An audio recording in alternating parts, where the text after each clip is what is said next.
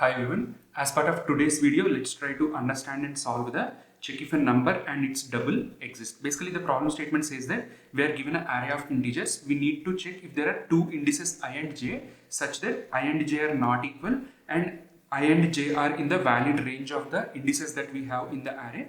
And we need to find the two values where array of I is equal to 2 into array of j. That means we need to check if a particular number and its respective double both exist in the same array, making sure that all these rules are honored.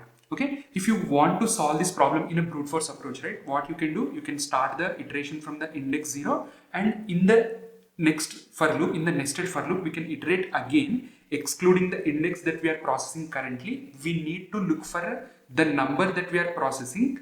Either half of it is present in the array or that twice of it is present in the array. If we find any other value at any other different index, honoring those two situations, we could be good and we can return true. Once you process the complete array, if at all if the value is not found, we just can return the false itself.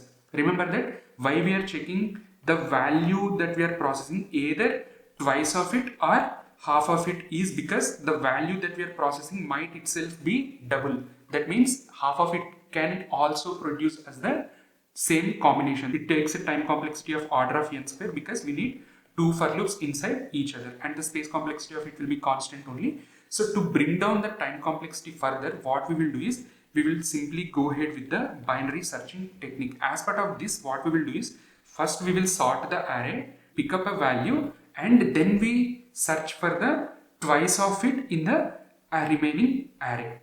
By doing so, since the array is sorted, what will happen?